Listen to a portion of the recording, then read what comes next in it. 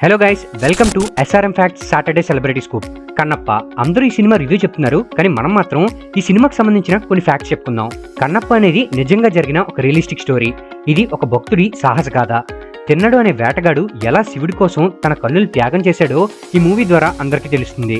ఇది మంచు విష్ణు యొక్క dream project. ఇందులో హీరోగా చేస్తూనే కథ రాసింది, నిర్మించింది కూడా ఆయనే.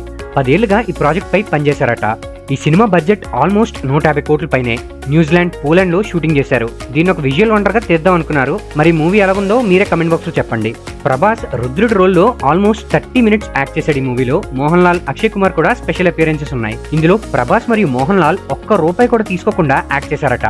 2024 కేన్స్ ఫిల్మ్ ఫెస్టివల్ లో టీజర్ ప్రీమియర్ రిలీజ్ చేశారు. ఇంటర్నేషనల్ లెవెల్లో ప్రజెంట్ చేసిన ఫస్ట్ తెలుగు మైథాలజీ మూవీ ఇదే. ఇందులో కన్నప్ప తన కంటిని శివుడి పాదాలు కర్పించే సీన్ మాత్రం హైలైట్ ఉందని అందరూ చెప్తున్నారు. దీనికి music director Stephen Desai. Music కూడా మంచి హైలైట్ అయిందని అందరూ అంటున్నారు. మరి మూవీ మీకు ఎలా అనిపించింది? మీ హానెస్ట్ ఒపీనియన్ ఏంటో మా కమెంట్ బాక్స్ లో కమెంట్ చేయండి. ఇంకా ఇలాంటి ఇంట్రెస్టింగ్ కంటెంట్ కోసం మరియు ప్రతి సాటర్డే వచ్చే సెలబ్రిటీ అప్డేట్స్ కోసం మా ఛానల్ ని వెంటనే సబ్స్క్రైబ్ చేసుకోండి.